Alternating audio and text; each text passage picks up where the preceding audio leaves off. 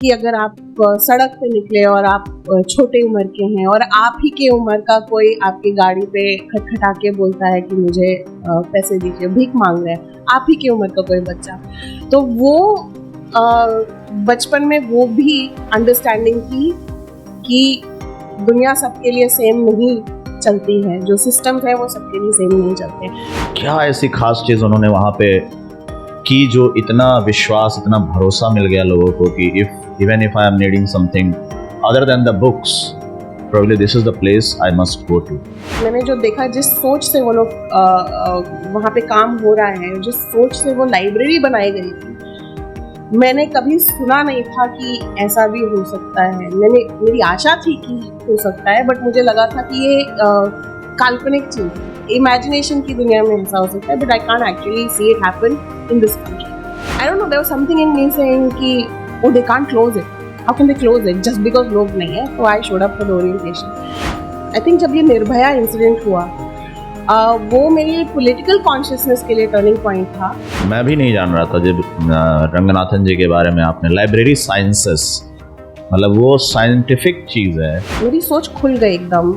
निवेदिता मेनन, जिन्होंने seeing like a feminist किताब लिखी है, एक फेमिनिस्ट एक्टिविस्ट लीडर है इस देश की, leading, she was my professor for 1 year। मैं तो अभी भी मानती हूँ कि मेरा जो हार्ट है, मेरा वो पैशन है, वो हमेशा फिल्म मेकिंग में था। एक्चुअली बहुत बुरा भी लगता है कि हमें फ्री लाइब्रेरी बार बार बोलना पड़ता है, फ्री फ्री फ्री, क्योंकि लाइब्रेरी की परिभाषा ही फ्री है, ओपन टू ऑल है, इंक्लूसिव है। पिछले 2 साल पहले तक मैं भी वैसी चीज़ों को लाइब्रेरी समझता था, जहाँ पे आप बस जाओगे और किताब शेल्फ में रखी होंगी, आप उससे निकालो and then you have to just issue the book and you have to go and एक रूल रेगुलेशन को फॉलो करना है। Farmer struggle, workers rights, women's rights, trans rights, queer rights, every people's movement is integrated into the library। मुझे अम्बेडकर जी का एक coat याद आ रहा है कि उन्होंने लिखा है कि आप किताबों के सामने झुक जाओ, दुनिया तुम्हारे सामने झुक जाएगी। नमस्कार दोस्तों, मैं सुधांशु शेखर फिर से आपका स्वागत करता हूं TTS के एक नए पॉडकास्ट में। और आज हम जिनसे बात करने जा रहे हैं, उन्होंने एक बहुत बड़ा जिम्मा उठाया है अपने कंधों पे, अपने टीम के साथ मिल करके, और वो जिम्मा है कि कैसे किताबों तक एक हर तबके के इंसान की पहुंच हो सके और धर्म, जाति, भाषा, लिंग, आय, व्यवसाय, इन सब चीजों से ऊपर उठ करके लोग उस चीज को पढ़ सके जिसको पढ़ने का राइट पहले अगर कहें अपने देश में तो कुछ खास लोगों तक लिमिट कर दिया गया था, जो संभ्रांत परिवार थे या जिनको एक खास समाज में एक डेजिग्नेशन काइंड ऑफ दे दी गई कि ये लोग पढ़ सकते हैं। तो इन लोगों ने जिम्मेदारी उठाई अपने कंधों पे, और उनका नाम है पूर्णिमा राव, जो FLN फ्री लाइब्रेरीज नेटवर्क की डायरेक्टर हैं और अपने टीम के साथ ये लाइब्रेरीज को जो कम्युनिटीज, अलग अलग कम्युनिटीज में जाकर के फ्री लाइब्रेरी नेटवर्क्स के थ्रू सपोर्ट करती हैं। तो पूर्णिमा, स्वागत है आपका हमारे पॉडकास्ट में। तो पूर्णिमा, मैं समझता हूँ कि अगर मैं शुरुआत करूँ किसी भी कॉन्वर्सेशन की, तो खासतौर से जब हमारे किसी भी के साथ मुलाकात होती है तो मुझे लगता है कि बचपन एक ऐसा हिस्सा होता है किसी भी इंसान के लाइफ का, जो उसकी आगे की जर्नी जो है वो निर्धारित कर देता है, या उसको बहुत हद तक वो डिसाइड कर देता है कि where I have to go. बहुत हद तक, पूरी तरीके से नहीं। तो मैं जानना चाहूंगा कि आपके बचपन के बारे में, कहाँ बीता आपका बचपन? मैं हूँ दिल्ली की, मेरा जो परिवार है वो आंध्र प्रदेश का है। Okay. और काफी प्रिविलेज्ड मेरा जो बचपन है वो बीता है, जिसमें मैं मानूंगी कि शिक्षा के जो संसाधन थे, मुझे जिस टाइप का एजुकेशन मिला है, मुझे जिस टाइप का एक्सेस मिला है, रीडिंग हो, नॉलेज हो, उसमें बहुत ही ज़्यादा प्रिविलेज्ड और लकी थी मैं। और जब आप बहुत ही यंग एज से आपको एजुकेशन एक्सीलेंट मिलती है और आपको बुक्स का एक्सेस एक्सीलेंट मिलता है, तो बहुत ही कम उम्र से आप एक सोचने वाले पर्सन बन जाते हैं। मुझे लगता है अगर कोई जिंदा है तो वो सोच सकता है, लेकिन किताबें जब आपकी लाइफ में जल्दी आती हैं तो वो प्रोसेस, वो जर्नी आपकी थोड़ी, आपको वो पुश मिल जाता है जो औरों को नहीं मिलता है क्योंकि उनको वो संसाधन नहीं मिले। तो वेरी प्रिविलेज बैकग्राउंड। एंड उसके साथ के साथ मुझे लगता है कि बचपन कुछ ऐसा बीता कि मुझे ये तो पता था कि दुनिया में अन्याय बहुत है, इनजस्टिस बहुत है। मैं शायद उसको इमीडिएटली समझ नहीं पाती थी। मेरे जो फादर के साइड के लोग हैं, जैसे उनके बहन भाई, वो अपने आप को गांधीयन मानते थे। बाद में जब मैं बड़ी हुई तो मुझे लगा कि उनके ऊपर कास्ट का कितना प्रकोप है। वो कास्टिस्ट भी है और गांधीयन भी है साथ साथ में, जो आई थिंक काफी सारे गांधीयन लोग हैं। बट गांधीयन थॉट प्रोसेस में बड़े होने का ये भी था कि आप हमेशा थोड़ा बहुत जागरूक है न्याय और अन्याय को, अपने इर्द गिर्द जो अन्याय है उसको समझने में। तो जैसे कि अगर आप सड़क पे निकले और आप छोटे उम्र के हैं और आप ही के उम्र का कोई आपकी गाड़ी पे खटखटा के बोलता है कि मुझे पैसे दीजिए, भीख मांग रहा है, आप ही के उम्र का कोई बच्चा, तो वो बचपन में वो भी अंडरस्टैंडिंग थी कि दुनिया सबके लिए सेम नहीं चलती है, जो सिस्टम्स है वो सबके लिए सेम नहीं चलते। तो वो भी था और एक्सट्रीम प्रिविलेज भी था। तो दोनों के साथ साथ पली बड़ी। तो ये इंटरेस्टिंग इन्फ्लुएंसेस है जिसको मैं आई थिंक समझ नहीं पाई जब तक मैं बड़ी हुई, और अब इस उम्र में 45 की उम्र में मुझे लगता है कि ये दोनों चीजें मुझे समझ में आ रही, जिसकी वजह से ये मैं काम कर पाती हूँ। तो जैसे आपने प्रिविलेजेस की बात करी, आपकी बहुत बैकग्राउंड ऐसा रहा कि आपने बहुत सारी आपको ऐसी चीज़ें मिली जिसके थ्रू आप पढ़ सकी, चीज़ों को समझ सकी, लेकिन वो सेंसिटिविटी किस एज में आपके अंदर आनी शुरू हो गई? जैसे आपने कहा कि इनजस्टिस आपने देखी, भेदभाव देखा, तो मुझे लगता है एक बच्चा उस समय कितनी उम्र रही होगी जब आप समझने लग गई इन सब चीज़ों की कि आप और उनके बीच में एक बहुत बड़ा दायरा है, आपके और उनके बीच में जो आपकी कार की खिड़की को खटखटा रहे हैं और आप जिस जगह पे बैठे हुए, तो दोनों एक तरह की जिंदगी नहीं जी रहे हैं। हाँ। तो वो संवेदना, वो सेंसिटिविटी, वो एम्पैथी कब से आपके अंदर आनी शुरू हो गई और कहाँ से उसका बीज पड़ा आपके अंदर? क्या वो किताबों के जरिए ही था या कोई फैमिली में, जैसा कि आपने कहा कि फैमिली में कोई ऐसा इन्फ्लुएंस आया आपके जो उस संवेदना को आपके अंदर, जिसने उसका बीजारोपण किया? इंटरेस्टिंग सवाल है, मैंने इतनी गहराई तक सोचा नहीं है। लेकिन आई थिंक जहां तक पॉवर्टी या किसी गरीबी की बात आती है तो वो उसके बारे में काफी बातचीत होती थी मेरे खानदान में। मेरे पेरेंट्स काफी बात करते थे कि कुछ लोगों के पास बहुत ज्यादा होता है, कुछ लोगों के पास नहीं होता। इसका मतलब ये नहीं कि कोई अपने आप में कमजोर है अगर कोई गरीब है, तो वो गरीबी अमीरी, क्यों कुछ लोग अमीर होते हैं, क्यों कुछ लोग गरीब होते हैं, वो वाले डिस्कशंस हमारे घर में चलते थे। कभी जाति की बात नहीं होती कि ब्राह्मणवाद से क्या असर पड़ता है लोगों की गरीबी या अमीरी पर, या लोगों की एक्सेस टू एजुकेशन पे। तो जाति की बात नहीं होती थी, लेकिन इकोनॉमिक डिफरेंस की बात काफी होती थी। तो वहां से वो बीज शुरू हुआ। और अगर आप इस देश में महिला हैं तो किसी ना किसी टाइम पे, स्पेशली जब आप अपने टीनेज ईयर्स तक पहुंचते हैं, तो आपको अन्याय का एक मतलब बॉडी लेवल पे एहसास जो होता है, जो ये देश या ये दुनिया आपको दिलाती है, तो वो अन्याय की फीलिंग अब थ्योरेटिकल नहीं रहती है, you know it in your body. And if you can understand injustice against yourself, then you can understand, I feel, बहुत आइडियलिस्टिक और बहुत बड़ी बात बोलती, क्योंकि ऐसे बहुत लोग हैं जो अन्याय झेलते हैं लेकिन आगे जाके वो दूसरों के जिंदगी में जो अन्याय हो रहा है वो नहीं देख पाते हैं। But still for me that was my journey कि अगर मुझे अन्याय की फीलिंग मालूम है तो फिर मैं दूसरे टाइप के इनजस्टिसेस को रिकॉग्नाइज कर सकती हूँ। Okay, and when you talk about कि जैसे डिस्कशंस, तो ये फैमिली में ये इकोनॉमिक गैप और आर्थिक विषमता, इसके बारे में मतलब रेगुलर डिस्कशन होती थी या मम्मी ज्यादा इंक्लाइंड थी या पापा ज्यादा इंक्लाइंड थे? ऐसे रेगुलर डिस्कशन नहीं होती थी, बट ऑफ एंड ऑन, जैसे क्योंकि मेरे दोनों पेरेंट्स 1970s में यंग थे, लेट 60s और 1970s में यंग थे। उस टाइम पे इस देश में एक सोशलिज्म की लहर भी चली थी। तो specially my father, he was a student at that point in Bengal. तो उस दौर की बात काफी वो बात करते थे from a socialism point of view, not so much Marxism but. तो वो जो विचारधारा है वो मुझे शुरू से थोड़ा सा एक फेमिलियरिटी था। ओके।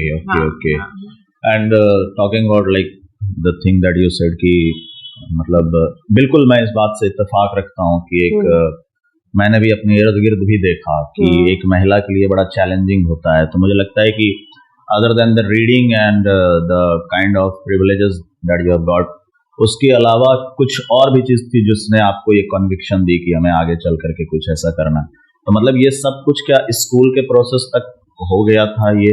हाँ, काफी। कहाँ से स्कूलिंग? यही दिल्ली से ही? स्कूल भी बहुत ही एलीट स्कूल से, दिल्ली पब्लिक स्कूल से, आरकेपुरम से। तो वो तो मतलब अन्याय का घड़ा है। सॉरी बट मतलब जो भी सामाजिक इनजस्टिसेस हैं, बैरियर्स हैं, वो आप 13-14 इयर्स की एज से आप देख सकते हैं कि आप ऊपर से मेरिट को रिवॉर्ड किया जा रहा है, लेकिन मेरिट की बात है ही नहीं। और मतलब अपना आपका एक कास्ट सिस्टम था स्कूल में कि अगर आपको एक 80% और ऊपर मिलेगा तो आपका ब्लेजर का रंग हरे से नीला हो जाएगा। उस टाइम पे मुझे समझ में नहीं आता था कि how that is like the caste system, but now as an adult I can see it. और बार बार मेरिट की बात होती थी, बट मेरिट की एक्चुअली बात नहीं, बात बहुत ही ज्यादा अलग अलग वे में कॉम्प्लिकेटेड थी। और किसी की इंसानियत को सेलिब्रेट नहीं करना, लेकिन उसको कितना परसेंटेज मिला है, उसके फैमिली ने कितना डोनेशन दिया है, तो वो इंटरेस्टिंग एक्सपीरियंस था का। तो मुझे लगता है कि हमें पहले कभी हमने नहीं पढ़ाई करी है डीपीएस से, लेकिन आजकल जो एक वो चलता है कि वो बहुत प्रोग्रेसिव स्कूल्स हैं, वो मतलब जो कॉन्वेंट्स हैं या फिर जो प्राइवेट स्कूल्स हैं, सरकारी स्कूलों के बारे में एक ये होता है कि यार वहाँ पे बहुत ऐसे तबके के लोग आते हैं जहाँ पे कंजर्वेटिज्म ज्यादा है। लेकिन आई थिंक ये जो आप बता रहे हैं इस पहलू पे, मेरे साथ पहले कभी किसी ने इस पहलू को साझा नहीं किया कि मेरिटोक्रेसी कहने के लिए है वहाँ पे, लेकिन ऐसा कुछ है नहीं लाइक कि मतलब इतने हद तक है कि आपको ब्लेजर का कलर भी आपके मतलब उसके बेसिस पे मिल रहा है और डोनेशंस एंड ऑल। तो वहां पे ये स्ट्रांग होता गया रिजॉल्व। और मतलब आप समझ रहे हैं कि दुनिया कैसे, आप शायद आर्टिकुलेट नहीं कर सकते हैं उस उम्र में, आप उनको शब्द नहीं दे सकते हैं, बट आप देख रहे हैं। और मतलब जिंदगी ऐसे निकलती कि आपके जो लाइफ के एक्सपीरियंसेस हैं, ऑब्जर्वेशंस हैं, वो कहीं ना कहीं जाके आपको शायद एक मौका मिलेगा जब सब कुछ आपको समझ में आ जाएगा कि ये मैंने इस उम्र पे क्यों देखा था, ये जो मेरा एक्सपीरियंस हुआ मैंने ऐसा क्यों फील किया, ऐसा क्यों नहीं फील किया। I think life leads you to a point where something happens और यू मीट समबडी और you have an experience where everything that you experience in the past makes sense. So for me, it was walking into the community library project. You know, so did you meet someone or somebody at that point of time? It was literally walking into the community library project, जो दिल्ली में था। और मतलब लोग दूसरे इंसानों के लिए बोलते हैं at first sight, बट मेरी एक सोच के साथ मैंने जो देखा, जिस सोच से वो लोग वहाँ पे काम हो रहा है, जिस सोच से वो लाइब्रेरी बनाई गई थी, मैंने कभी सुना नहीं था कि ऐसा भी हो सकता है। मेरी आशा थी कि हो सकता है, बट मुझे लगा था कि ये काल्पनिक चीज, इमेजिनेशन की दुनिया में ऐसा हो सकता है, but I can't actually see it happen in this country. And मेरा सबसे पावरफुल मोमेंट था, ये उस टाइम पे था जब TCLP, the community library project को शॉर्ट फॉर्म में TCLP बोलते हैं। TCLP नहीं था, वो एक बहुत छोटा सा प्रोग्राम था जिसमें कुछ लोगों ने हफ्ते में एक बार एक छोटे 2 बक्से थे बुक्स के, और वो बुक्स को साथ में पढ़ना वहाँ के उस क्षेत्र के बच्चों के साथ। और फिर 3 या 4 घंटे का प्रोग्राम होता था हर मंडे, और वो बंद करने वाले थे क्योंकि उनके पास मतलब डिमांड बढ़ रही थी और लोग नहीं थे, तो वो उन्होंने ऐसे ही सोशल मीडिया पे एक पोस्ट डाल दिया था कि अगर हमसे और लोग नहीं जुड़ेंगे तो हमें ये पहल बंद करनी होगी। और पता नहीं मेरे जहन में क्या था, क्योंकि उस टाइम मैं बहुत अलग दुनिया में काम कर रही थी एकदम। अच्छा, मतलब आप मैं प्रोफेशन कहीं और जुड़ी दूर दूर तक, मैं ना एजुकेशन स्पेस से ना एनजीओ स्पेस से, nothing. I just saw it on social media and I said, I don't know, there was something in me saying कि oh they can't close it, how can they close it just because लोग नहीं है। तो I showed up for the orientation, और orientation में मुझे लगा कि लोग बहुत बड़े बड़े चीजों के बारे में बात कर रहे हैं, जस्टिस, ट्रूथ, इक्वालिटी, फ्रेटर्निटी, जो मैंने बहुत बार सुना है। But they were also talking about, अच्छा व्हाट डज दिस मीन, जमीनी तौर पे इसको कैसे करना है, ये प्रोग्राम हम ऐसे करेंगे, समुदाय से हम ऐसे बात करेंगे, ये किताबें लाइब्रेरी में रखेंगे, ये हमारा लीडरशिप मॉडल होगा। जब मैंने वो स्ट्रक्चर देखा तो मेरा my whole world changed, and I was like, I always knew as a human being that we have to strive for equality, we have to strive for justice, but I had never seen the road map, मतलब उसका जो map है, नक्शा कि हम वहाँ कैसे पहुँचते हैं। तो जब मैंने वो देखा तो उसके बाद से मेरी मतलब my whole life changed actually. So it was very organized. I mean Absolutely. the TCLPs, yes, वो जो प्रोग्राम जो था, सोच थी इतनी ऑर्गेनाइज थी, और organise so that the power is with the people, not organise कि हम लोगों से क्या पावर ऐड सकते हैं, चुरा सकते हैं। It was the opposite, I have never scene anything like that. It was, क्योंकि अगर आप लाइब्रेरीज की भी बात करें तो मेरी अंडरस्टैंडिंग थी कि आप लाइब्रेरी में जाएंगे तो वहाँ पे पहले तो आपसे लोग फीस मांगेंगे, अगर आप फीस नहीं दे सकते तो, और फिर भी आपकी शक्ल देखेंगे, आप कहाँ से आते हैं, किस तबके से आते हैं, अगर आपकी शक्ल उनके पैरामीटर से मीट नहीं हुई तो आई हैव ऑलवेज सीन कि how can you keep the power with yourself. I have never seen an organised structure where it's like how do we, you are giving power to the people, you are not keeping it to yourself, so how do you do it practically and logically? It was मतलब mind blowing, absolutely mind blowing. but again coming back to that point कि जैसे I think the community library project of course, but जैसे leadership के कई, जैसे आपको तो दिख रहा था भेदभाव हो रहा है जी, सिर्फ रीडिंग के एस्पेक्ट में नहीं या किताबों के एस्पेक्ट में नहीं, पॉवर्टी कह लो, बहुत सारी चीजें कह लो, आप देख भी रहे होंगे कि belonging to a privileged family, access बहुत होगा आपके पास उस समय इंफॉर्मेशन और बाकी चीजों का भी, तो कई ऐसे मोमेंट्स तो चल रहे होंगे जिसमें आपको अपीलिंग भी लगता होगा कि I should go and be a part of this moment. So why you did anything groomed you to gravitate toward this particular, apart from that serendipitous moment which you had, apart from that कि आपको कुछ लगता है कि कुछ groom कर रहा था कि किताबों से ऐसा कुछ लगाव था जो एकदम से ग्रेविटेट हो गई आप उस चीज की तरफ ज्यादा? किताबों से तो हमेशा लगाव था, क्योंकि बहुत कम उम्र से किताबें पढ़ी थी, और क्योंकि मेरा बचपन काफी शांत था, मतलब मेरा शांत इन टर्म्स, मैं बहुत चुप थी, नॉट कि मेरा बचपन शांत था, तो बहुत इंटरनली जो भी कॉन्फ्लिक्ट्स आते थे या सैडनेस होता था या जो भी इमोशनल ग्राफ होता था, दुनिया को समझना, वो सब किताबों के थ्रू मेरी जर्नी रही थी। तो किताबों की शक्ति में तो मुझे हमेशा से, मतलब ये भी नहीं कि मुझे बिलीव करना पड़ा, I just knew it because I had access from an early age that books are brilliant. But I think politically मेरा जो अवेयरनेस था, मैं आई थिंक जब ये निर्भया इंसिडेंट हुआ, वो मेरे पॉलिटिकल कॉन्शियसनेस के लिए टर्निंग पॉइंट था, और उस टाइम पे मतलब I don't think there is any woman who knew what that case was who did not, मतलब मेरे और निर्भया के बीच का अंतर बस इतना था, लक की बात थी कि मैं उस बस पे नहीं थी, और every woman felt that I who knew about this. So and उसके अराउंड जो कम्युनिटी एक्शन हुआ था, लोग सड़कों पे उतरे थे, not just women, everybody, you know, water cannons चले थे, ऑल ऑफ दैट हुआ। इतने हद तक कि वो जस्टिस वर्मा कमेटी हुई थी, कानून को बदलने की पहल हुई थी, कानून बदले भी, all of that happened and then what happened did anything change? No, हम हाथरस के दौर में रह रहे हैं, कुछ नहीं बदला। तो आई थिंक वो सिनेसिज्म जो होता है कि आप आंदोलन का हिस्सा हो सकते हैं, आप बहुत साहस दिखा के फ्रंट लाइन्स पे भी हो सकते हैं, but unless you have an organised structured way to drive a movement you can't do it. I think that's when, जब मैं पीसीआरपी में मैंने कदम रखा ना, that's why it was mind blowing, because I think आंदोलन का हिस्सा बनना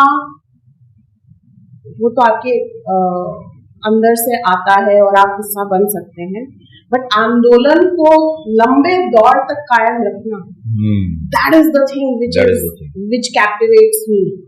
वेरी ट्रू, बिकॉज ये एक सवाल है जो मुझे कचोटता रहता है, क्योंकि बीते कुछ दिनों पहले भी मैं किसी से इस टॉपिक पे बात कर रहा था, तो आफ्टर मतलब जेपी आंदोलन जो हुआ था, जयप्रकाश नारायण, जब आप पिताजी की बात कर रहे थे, तो आई थिंक उसी दौर की बात बिल्कुल बिल्कुल बिल्कुल। जेपी आंदोलन के बाद कहा जाता है कि कोई भी आंदोलन अब तक सक्सेसफुल नहीं हुआ in India.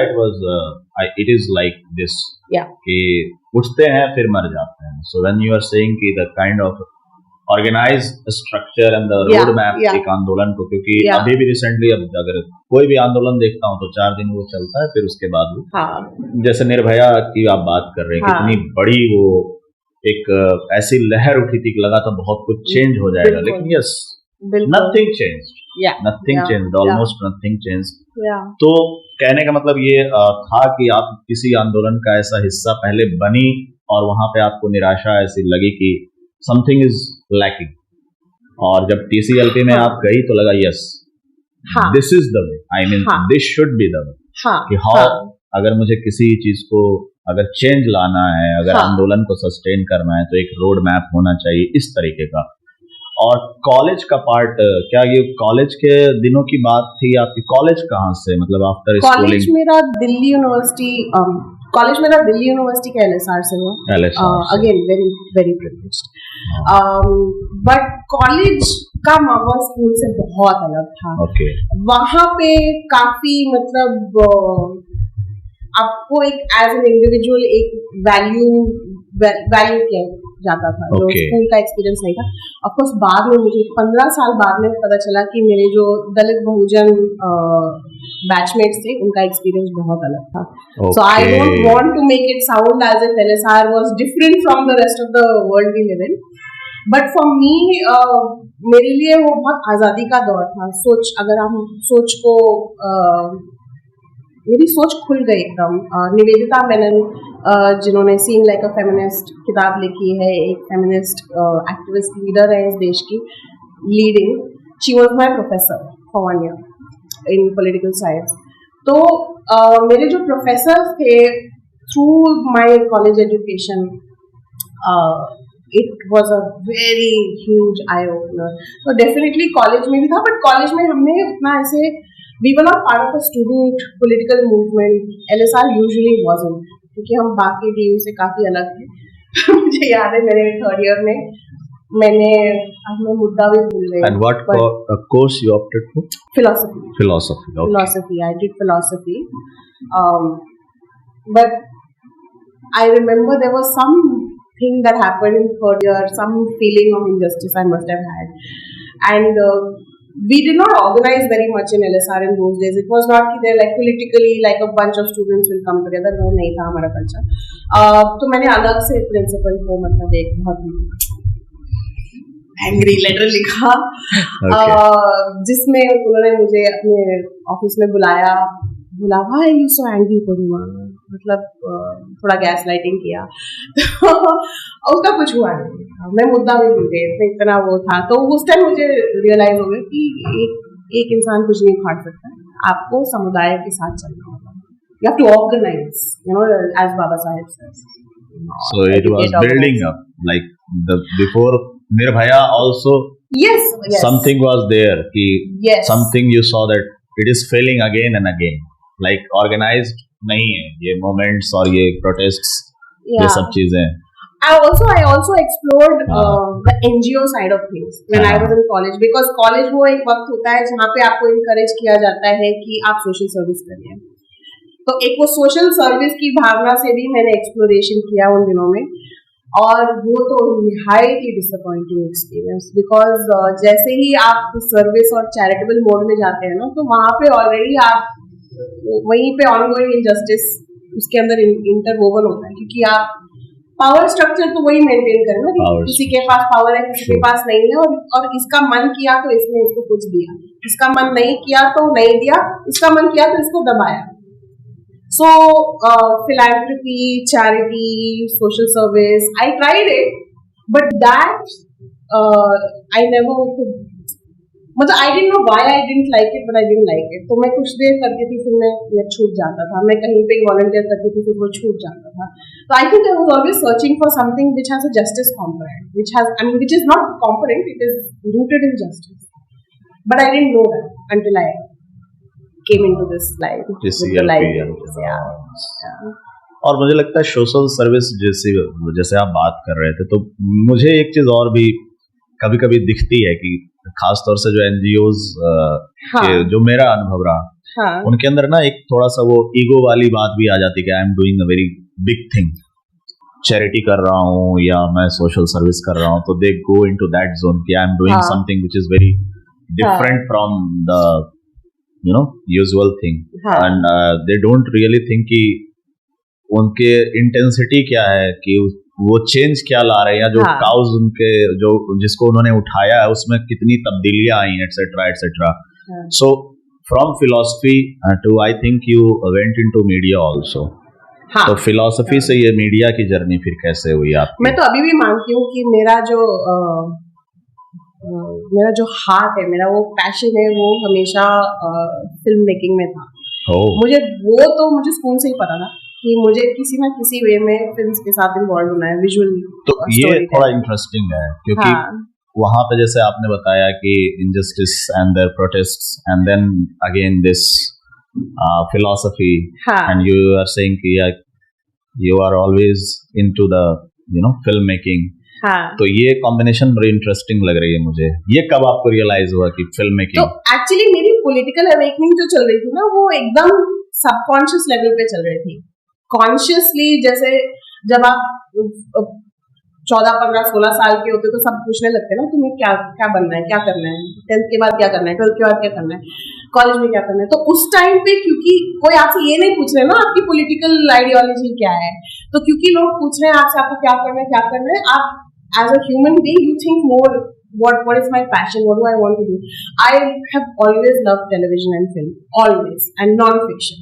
Not like Bollywood कुछ नहीं, मेरे वो कोई non-fiction documentaries. तो आपके दौर में तो DD1 का जमाना होगा. DD1 का जमाना था, फिर कुछ एक्सपोजर था कि आपने कुछ इंटरनेशनल डॉक्यूमेंट्री देखी कभी कभार. Such as कोई एग्जांपल दीजिए जिसमें आप. अब मुझे बचपन से इतना याद नहीं है, to be honest, because it was so rare. But yes, Doordarshan has been a huge influence.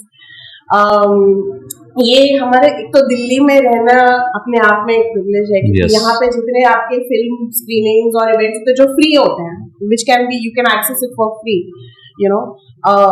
या बहुत ही उस टाइम पे ओशियान फिल्म फेस्टिवल होता था when I was in college and when I was very young. तो उसमें आपका 40 रुपए का एक होता था, 3-4 दिन का फेस्टिवल होता था, 40 रुपए का पास बना सकते हैं, you can go in and you can watch endlessly. आप एक स्क्रीन से दूसरे स्क्रीन हॉप करके देख सकते हैं.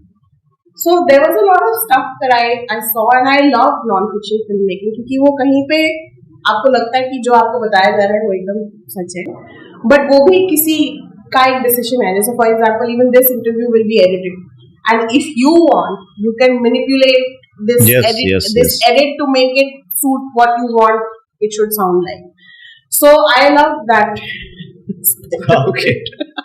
So you love that aspect. Okay. And I love when you have so much data and so much content कि आप मतलब आप 15 दिन के शूट पे गए, आपने 15 दिन का footage which is many hours, अब उसमें से आप 1 घंटे की फिल्म में कौन सी कहानी बताओगे? आप 10 कहानियां बता सकते हो, which is the story that you will tell. I think that I love. about filmmaking a lot. So it was always my passion. I still feel when my day is done with the Free Libraries Network, I will always be in the movement, always till the day I die. But when my actual work in the network finishes, maybe I will go back and वो दुनिया मुझे बहुत खींचती है. नहीं, हम भी इंतजार करेंगे कि आप कुछ ऐसी डॉक्यूमेंट्रीज आपकी देखने को मैं ज्यादा टैलेंटेड नहीं थी. मैं ये भी क्लियर करना चाहती हूँ, ऐसा नहीं है कि मैं कोई बहुत ही बढ़िया फिल्में बना रही थी, पर मुझे मजा आता है. और जैसे कि कॉलेज का भी कुछ इन्फ्लुएंस रहा उस समय, कुछ ऐसे लोग आए आपके सर्किल में जिन्होंने आपके फिल्म मेकिंग के इंटरेस्ट को नर्चर किया? बिल्कुल नहीं. फिल्म मेकिंग ऐसा, ये मैं अब बात कर रही हूँ 90s की. तो उस टाइम पे आपको अगर फिल्मी दुनिया से दिल्ली में होते हुए या बॉम्बे से बाहर होते हुए एक्सेस करना था, तो आपको नोच के वहां तक पहुंचना पड़ता था. आपकी तरफ ये इन्फ्लुएंसेस मुश्किल से ही. अच्छा, एक चीज मैं वो पहलू मुझसे रह गया कि अधिकतर क्या होता है ना, जैसे अगर फैमिली प्रिविलेज्ड फैमिली है या फिर जैसे बहुत लिटरेट लोग हैं, तो हमेशा they force you towards the the so called जो ये जॉब्स, उन सब तरह के जैसे सिविल सर्विस की तरफ जाओ, इंजीनियरिंग परस्यू करो, मेडिकल परस्यू करो. The pressure, the parental pressure, कभी आपके ऊपर इस तरह का आया? नहीं, I am very fortunate. I think मेरे दोनों पेरेंट्स का ये फोकस था कि कुछ करो अपने दिमाग के साथ, अपनी एनर्जी के साथ, do something, be financially independent. Don't be dependent on your family and thinking कि आपके पास जनरेशनल पूंजी है.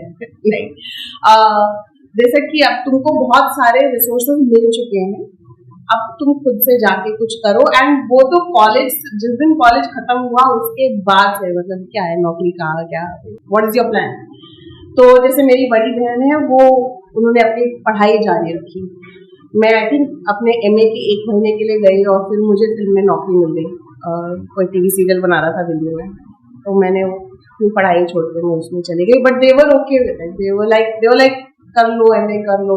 बट उनको पता चल गया कि ये मेरा पैशन है, तो वो कभी बीच में आया नहीं. ओके, सो जैसे फिलॉसफी आपने सब्जेक्ट चूज किया था, so you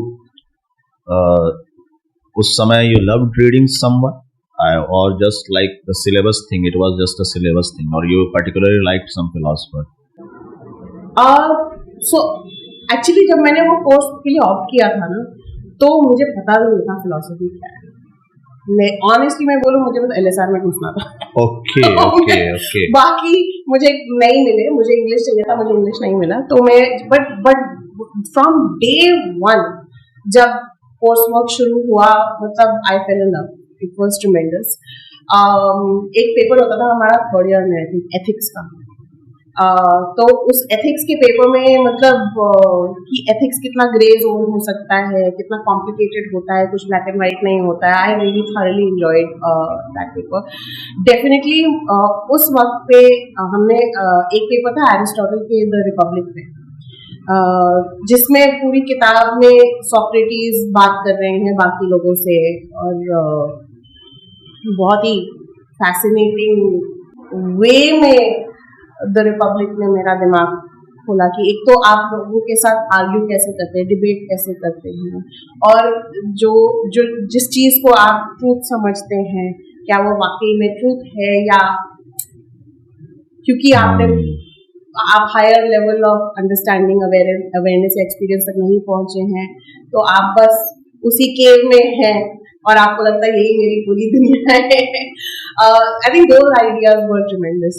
okay, very nice.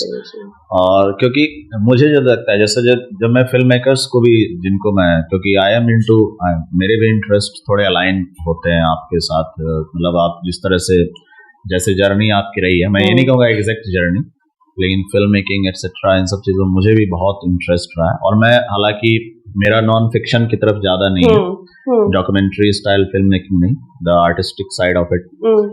उनके मतलब जब भी देखता हूँ ना, तो वो they are somehow inclined towards certain kind of philosophers. कल ही मैं, जैसे शायद आपने देखी हो, अभी आपसे ये कोइंसिडेंटली इस चीज पे चर्चा हो रही है, जो आइडियाज निकल के आ रहे हैं, जो प्रोटेस्ट ड्रीमर्स, आपने शायद इस मूवी की चर्चा सुनी है, देखिए। बर्नार्डो बर्टोलुची करके इटालियन डायरेक्टर है, तो उसमें यही आइडिया एक्सप्लोर हो रहा है कि कुछ लोग हैं उस समय कॉलेज गोइंग है और उस समय प्रोटेस्ट हो रहा है, तो उनकी क्या आइडियोलॉजी है, वही I mean deep exploration. So on that note, I asked you this, whether you were also influenced by some kind of. You know, for me, film was more of an artistic influence, not a political influence. मतलब मेरी ज्यादा विचारधारा जमीनी तौर पे जो लोग काम कर रहे हैं उनके साथ जुड़ने में मेरी विचारधारा पॉलिटिकल विचारधारा सॉलिड हुई है। फिल्म को मैं हमेशा थोड़ा आर्ट फॉर्म के तौर पे मैंने देखा है। So yeah, I mean, I would say like even though documentary films are very much political, but I always looked at it as an art form. So कभी फिल्म मेकिंग में glamour वाला aspect आपको कभी उसने attract नहीं किया? Like very बहुत लोग होते हैं कि यार उसमें जाऊंगा तो limelight and show and this showbiz, वो चीज कभी आपको उस तरफ उसने कभी नहीं? It was how to tell a story. Wow. How to tell a story. Yeah, so that was always my. So जो ये शिफ्ट था जो फिलॉसफी से डॉक्यूमेंट्री मेकिंग का, वो भी एकदम से वो भी सेरेंडिपिटी थी एक काइंड ऑफ, या आपको किसी ने उसके तरफ? नहीं, वो तो मैंने चेस किया। अच्छा, चेस किया था मैंने चेस किया और मतलब बहुत 5-10 साल बहुत मशक्कत की, बहुत चाय बनाई एज इंटर्न, फोटोकॉपी, फिर धीरे धीरे करके कोई एक दिन काम पे नहीं आया तो मैंने उसकी जगह ले ली, फिर लोगों को लगा अच्छा इसको काम आता है, उस टाइप से। क्योंकि उस टाइम पे एक तो दिल्ली में कोई सीन ही नहीं था, केबल टीवी भी शुरुआती दौर में था, नेट जियो, डिस्कवरी, ये सब कहाँ थे उस टाइम पे। तो और मतलब बहुत मेल डोमिनेटेड फील्ड था, बहुत ही ज्यादा, स्पेशली क्योंकि इस काम में जैसे रात तक एडिट करना, 2 दिन तक आप घर नहीं गए क्योंकि आपका एडिट चल रहा है या शूट चल रहा है, तो इस सब में जनरली विमेन का रोल उतना नहीं होता था। तो जब मैंने ज्वाइन किया, मुझे नौकरी इसीलिए मिली क्योंकि वो कोई प्रोग्राम कर रहा था प्रोडक्शन हाउस, जिसमें उनको 80 बच्चों का ऑडियंस, मतलब बच्चों का प्रोग्राम था, तो ऑडियंस में 80 बच्चे थे। अब बच्चों को कौन संभालेगा, चलो ये कॉलेज से निकली है, इसको हायर कर। मेरी शुरुआत ऐसे हुई थी, मैंने बोला मुझे कुछ भी जॉब दे दो, give it to me, I will take it. तो it was I work my way, वहां पे कोई नहीं। ग्रेट। तो फिर मतलब कितने दिनों तक ये मीडिया में, कितने दिनों तक ये सिलसिला चला? तो मतलब 20 साल। 20 साल आपने मीडिया में 20 साल 90s से लेके लाइक ऑलमोस्ट कोविड तक। हाँ, आपने एक बहुत बड़ा मतलब समय, एक ट्रांजिशन, बहुत बड़ा, बहुत अलग अलग फेजेस आए इस दौर में। मतलब मुझे लगा था फिल्म मेकिंग ही मेरी लाइफ है और मैं TCLP से जुड़ी हुई थी at that point, but it was very much की like that's my secondary thing. Aloof था वो थोड़ा। हाँ, मतलब I was involved, I would do the work, I was involved in the justice वाला piece also, but it was never my main thing. फिर Covid के आने से सब कुछ बदल गया, क्योंकि उस टाइम हम ये नेटवर्क को बनाने की बात और भी तेजी से हम उसको करना चाहते थे।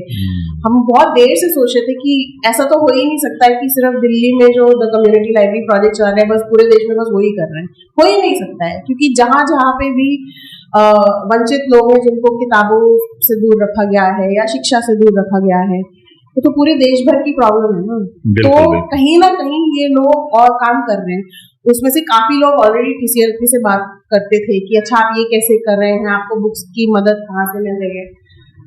तो वी वर थिंकिंग कि हम एक संगठन बनाएंगे जिसमें पूरे देश भर से जो लोग ये काम कर रहे हैं हम लोग एक साथ संगठित हो सके।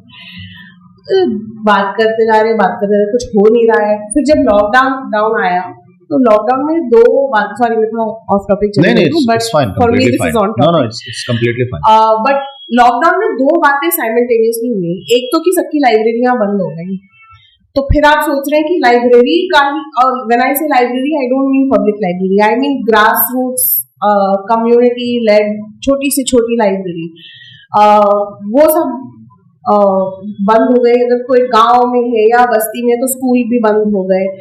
और जब एक फिजिकल लाइब्रेरी बंद होती है तो उसका जो असर होता है समुदाय पे वो बहुत ही बुरा होता है, क्योंकि वहाँ के लोग जो है वो लाइब्रेरी को अपना मानने लग जाते हैं, ये तो मेरा घर है, ये किताब घर मेरा है। और फिर आपके जब वो दरवाजे बंद हो जाते हैं तो वो बहुत ही कैटास्ट्रॉफिक होता है। तो कई लाइब्रेरी हैं जिन्होंने अपने दरवाजे बहुत जल्दी फिर से खोल दिए, जबकि स्कूल भी नहीं खुले थे। तो जब लाइब्रेरी खुली तो समुदाय ने जिस तरीके से उस लाइब्रेरी को एम्ब्रेस किया, और सब मतलब कहीं पे राशन की कमी हो रही है तो राशन कार्ड कहाँ से बनेगा, वैक्सीनेशन क्या चीज़ है, पापा की नौकरी छूट गई तो हम क्या करेंगे, ये सब जो कोविड के वजह से होने लगा अलग अलग समुदाय में, हमें समझ में आ गया कि समुदाय अपने जिला अधिकारी को ट्रस्ट नहीं करेगा, पुलिस स्टेशन को ट्रस्ट नहीं करेगा, लाइब्रेरी को ट्रस्ट करेगा। तो उस टाइम पे ये संगठन और स्ट्रांग होता गया और साथी जुड़ते गए, हमने कोई ऐसे प्रचार नहीं किया। मुझे लगता है कि ये नेटवर्क जो उभरी है, क्योंकि ये लोगों की ताकत से उभरी है, क्योंकि लोगों ने जब सबसे बुरे दिन देखे तो वो लाइब्रेरी की ओर गए, लाइब्रेरी ने उनको संभाला, लाइब्रेरी को लगा कि अब हमें और मजबूत होना पड़ेगा, तो ये संगठन बना फ्री लाइब्रेरीज। ओके, इस नोट पे मैं आपसे 2 सवाल करना चाहूंगा। जैसे आपने बताया कि जब कोविड में इस तरह की परिस्थिति बनी तो लोगों ने लाइब्रेरी को चूज किया, तो क्या ऐसी, पहला सवाल तो ये है कि अकॉर्डिंग टू जो टेक्स्ट बुक डेफिनेशन है लाइब्रेरी की वो अपनी है, लेकिन आपके लिहाज से एक लाइब्रेरी क्या है? और जब कोविड में लोगों ने, जब आप स्वयं करें जिला प्रशासन या बाकी लोगों को छोड़ करके लोग लाइब्रेरी की शरण में आए, तो क्या चीज थी ऐसी जो उस लाइब्रेरी को लोगों ने वहां पे सोचा कि यहाँ पे मेरे नीड को कैटर किया जाएगा इन रियल सेंस? पहले तो कि लाइब्रेरी की डेफिनेशन आपके लिहाज से या FLN या TCLP उन्होंने कैसे इस चीज को डिफाइन किया है other than the text book definition, और क्या ऐसी खास चीज उन्होंने वहां पे की जो इतना विश्वास, इतना भरोसा मिल गया लोगों को कि even if I am needing something other than the books, probably this is the place I must go to. क्या ऐसा हुआ? अगर हम लाइब्रेरी की परिभाषा को समझे तो लाइब्रेरी एक ऐसी जगह है जहां पर लोगों की निजी और सामुदायिक सोच को स्वतंत्रता मिले। अब अगर किसी को अपनी सोच को स्वतंत्रता से आगे बढ़ानी है तो उनको संसाधन चाहिए, जैसे बुक्स, जैसे आज के दौर में इंटरनेट। तो इंसान की सोच, और फिर जब बहुत सारे इंसान जुड़ते हैं, कलेक्टिव की सोच को बढ़ाने के लिए जो संसाधन का एक्सेस चाहिए वो है दायित्व लाइब्रेरी का। और मुझे एक्चुअली बहुत बुरा भी लगता है कि हमें फ्री लाइब्रेरी बार बार बोलना पड़ता है, फ्री फ्री फ्री, क्योंकि लाइब्रेरी की परिभाषा ही फ्री है, ओपन टू ऑल है, इंक्लूसिव है। और जब हम लाइब्रेरी को की रिस्पॉन्सिबिलिटी को एक्सेस पॉइंट ऑफ व्यू से समझते हैं तो फिर लाइब्रेरी एक ऐसी जगह है जो अपने कम्युनिटी से, अपने समुदाय से हमेशा एक चर्चा में होती है। It is an ongoing conversation between the community and the library. The community owns the library has a responsibility to the community. जब आप लाइब्रेरी को ऐसे देखेंगे तो लाइब्रेरी एक बुक्स की जगह हो जाती है, लेकिन ऐसे बुक्स नहीं जो किसी डोनर ने आपको डोनेट की, ऐसी बुक्स जो कम्युनिटी चाहती है, कम्युनिटी की भाषा में, कम्युनिटी में कितने एज ग्रुप के लोग उस लाइब्रेरी को यूज करना चाहते हैं, बेबीज से होके 80 साल तक। लाइब्रेरीज की स्ट्रगल क्या है, क्या मतलब समुदाय की स्ट्रगल क्या है, एंटी कास्ट स्ट्रगल है, फेमिनिस्ट स्ट्रगल है, डिसेबिलिटी से लेके स्ट्रगल है। So library has to keep responding to this, that is a library. So जब भी आप देखते हैं कि जमीन से किसी ने समुदाय से वो बीज डाला और वो लाइब्रेरी बनी है, वो लाइब्रेरी बाय डिफॉल्ट ये वाली लाइब्रेरी होती है, free and open to all.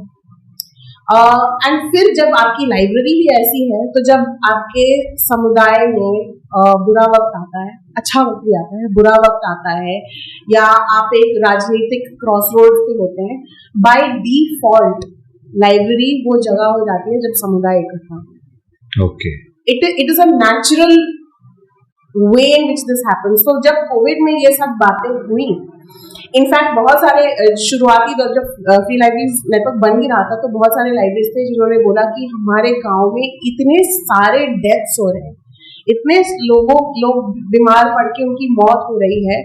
और जैसे आपने देखा होगा कि गंगा के तट पर बॉडीज को दफनाया गया है और बस उनका एक कफन का जो एक हिस्सा होता है वो दिख रहा है। पर अगर आप सरकारी आंकड़े देखें तो वो आंकड़े एकदम मेल नहीं खाते हैं। और लाइब्रेरीज हमें बता रहे कि हमें पता है कि मतलब सारे घोड़े खत्म हो गए हमारे गांव के। यूपी से एक साथी है जो ये शेयर कर रहे थे, तो फिर हमने बोला कि as a library can we start keeping numbers, कि अच्छा अगर हमारे विलेज में इतने सारे लोगों की अनडिस्क्लोज रीजन से मौत हो रही है, तो लाइब्रेरी का एक और रिस्पॉन्सिबिलिटी होता है डेटा रखना अपने मेंबर्स के बारे में, अपने समुदाय के बारे में।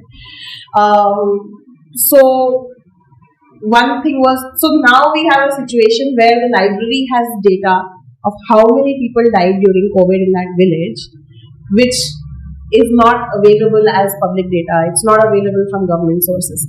So there are endless ways in which the library is ये मेरे शब्द नहीं, ये S.R. रंगनाथन जिनको फादर ऑफ लाइब्रेरी साइंस माना जाता है, उन्होंने 1930 या 1940 में बोला था कि library is a living organism. और स्कूल से अलग है, क्योंकि स्कूल में आप बनते हैं एक सिलेबस, एक करिकुलम के साथ, एंड वो सही है स्कूल के लिए, आपको वो फॉर्मल एजुकेशन मिलना होता है, but library is education with freedom. So that's the difference, and that is why in this country I feel कि कभी भी लाइब्रेरीज को बढ़ावा नहीं दिया गया है, क्योंकि स्कूल सिस्टम से आप एक जनरेशन को मोल्ड कर सकते हैं, लाइब्रेरी में आप किसी को मोल्ड नहीं कर सकते। लाइब्रेरी में सोचने की इतनी आजादी है कि जो जिस वे में समुदाय खुद समझता है कि हमें आगे बढ़ना है, वो वैसे बढ़ने की उसकी ताकत लाइब्रेरी के थ्रू बनती है। इसीलिए लोग लाइब्रेरी से डरते हैं। बहुत लोग आपसे बोलेंगे ना लाइब्रेरी तो अच्छी चीज है, हम कहाँ मना करेंगे लाइब्रेरी को, पर जब आप उतरते हैं जमीन पे ये परिभाषा देने के लिए कि लाइब्रेरी क्या है, फिर लाइब्रेरी एक खतरनाक, मुझे वो पाश की कविता याद आती है, सबसे खतरनाक। तो पता नहीं क्यों उसमें एक पैराग्राफ शायद होना चाहिए था लाइब्रेरीज के लिए। वाह, ये एक ऐसा मतलब सच में ये पहलू ऐसा है कि बहुत लोग इससे अछूते हैं। लाइब्रेरी की अगर बातें होती हैं तो मुझे नहीं लगता कि इतने ब्रॉड एस्पेक्ट में, मतलब जैसा कि मैं भी नहीं जान रहा था जब रंगनाथन जी के बारे में आपने लाइब्रेरी साइंसेस, मतलब वो साइंटिफिक चीज है। और जब आप रोड मैप की बात कर रहे थे तो उस समय भी मेरे दिमाग में ये चीज चल रही थी कि it is a very scientific process. आप इसको ऐसे नहीं कर सकते कि बहुत वेग है, out of a very random thing. No. Whether you talk about this protest or when you are talking about the impact of libraries or the initiation of library, very scientific. And when you are starting this kind of thing in a scientific way, I think it is going to have an impact. Yes. और मेरे लिए भी एक eye opener है, क्योंकि जो एक library की जो हमने भी परिभाषा जानी, या लाइब्रेरी जो हम देखते आए अब तक, पिछले 2 साल पहले तक मैं भी वैसी ही चीज़ों को लाइब्रेरी समझता था, जहाँ पे आप बस जाओगे और किताब शेल्फ में रखी होंगी, आप उससे निकालो and then you have to just issue the book and you have to go and एक रूल रेगुलेशन को फॉलो करना है। बट जब मैं एक पब्लिक लाइब्रेरी के संपर्क में आया, तब जाकर के ये जो दुनिया है मेरे लिए खुली है, और जिस तरह की जानकारी आप दे रहे हैं वो मुझे लगता है कि इतना भरोसा एक लाइब्रेरी पे होना, एडमिनिस्ट्रेशन पे नहीं, तो ये एक आई ओपनर है। और जो मायोपिक एक व्यू है लाइब्रेरी के बारे में, आई थिंक कि लोगों को आप इस वाले आपके वक्तव्य से बहुत कुछ सोचने का मौका मिलेगा। तो जैसा कि आपने कोविड के दिनों में बताया कि इस तरह की चीज़ें लाइब्रेरी में लोगों को हेल्प मिली, तो कोई ऐसी कोई स्टोरी या स्टोरीज जिसने बहुत सिग्निफिकेंटली इम्पैक्ट किया एक मतलब किसी ऐसे कम्युनिटी को इन जनरल, या फिर जैसे आप स्टेट की बात कर रही थी कि कैसे उसने एक ट्रांजिशन या फिर कह सकते हो आपकी उस कम्युनिटी में कुछ पॉजिटिव ऐसी चेंज लाया कि आप उसका कोई इंगित करना चाहो? मतलब आई थिंक एक कहानी नहीं है, क्योंकि जहां तक भी, क्योंकि अब तो मैं देश भर के लाइब्रेरीज के संपर्क में हूँ और मैं उनसे उनकी कहानियां सुनती हूँ। आई थिंक जब एक लाइब्रेरी सक्सेसफुली कम्युनिटी ओन होती है, मतलब सच में समुदाय का हक है उस लाइब्रेरी पे, तो वो जो ट्रांसफॉर्मेशन है वो बहुत इलेक्ट्रीफाइंग होता है। क्योंकि अगर मैं एक चीज क्लियर करना चाहती हूँ कि ये लाइब्रेरी का दायित्व नहीं है कि कोविड रिलीफ प्रोवाइड करें या इवन लिटरेसी प्रोवाइड करें। Something has failed in our system due to which the library has had to do this work. For example, something has failed in this village in UP where people who have died of COVID are not being counted, so the library has to do that work.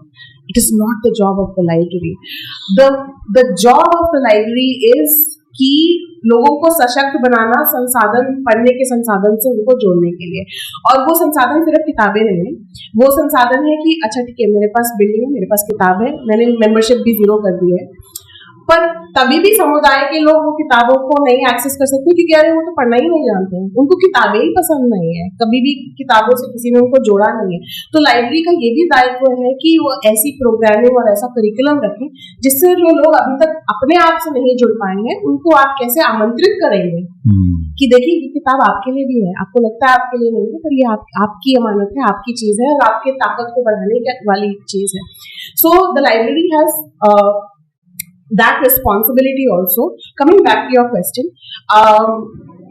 Transformation जिस library में मैं काम करती हूँ, the community library project, transformation ऐसा नहीं है कि आज हमने प्रोग्राम किया और कल किसी बच्चे या बच्चे की लाइफ बदल गई, लेकिन क्योंकि अब मैं 10 साल से ग्राफ देख रही हूँ तो आप देख सकते हैं कि सामुदायिक लेवल पे एक कॉन्शियसनेस की हमारे भी हक है कि जब दिल्ली में भारी बारिश होती है तो कचरा हमारे ही गली में क्यों निकलता है, जोरबाग की गलियों में क्यों नहीं निकलता है, या मेरे समुदाय में इतने सारे लोग हैं जो डिसेबिलिटीज के साथ जी रहे हैं, वो मेरे लाइब्रेरी में क्यों नहीं दिखते हैं। ये सवाल करना और इनजस्टिस को पहचानना through books, through library activity, through themselves becoming strong leaders, ये हमने देखा है। हमने देखा है कि बच्चे कैसे यूनिवर्सिटी और फर्दर स्टडीज की तरफ जा रहे हैं बड़े बड़े नंबर्स में, नॉट कि पहले उनके पास हुनर नहीं थे, बट क्योंकि उनके पास ये लाइब्रेरी थी जो बुक्स और एजुकेशन पे फोकस करता है, स्ट्रॉन्ग लीडरशिप पे फोकस करता है, तो अब उनका एक रुझाव सा बन गया है और अब उनके अंदर वो एम्बिशन आ गया है। हमारा एक प्रोग्राम है कॉलेज का हक करके, तो जो लोगों को मुश्किल होती है DU के प्रोसेसेस को समझना, वो फॉर्म भरना या डेडलाइन समझना, तो एक पूरा हमारा एक टीम है जो उनको मदद करता है। सो एक जनरेशन में आपने अमेजिंग ट्रांसफॉर्मेशन देखा है, लोगों के कॉन्फिडेंस में, लोगों के खुद के हक के बारे में सोचने का की क्षमता। For me this is what matters. I don't have 1 or 2 stories like that. I mean, I do have it, but I prefer not to talk about it in that way.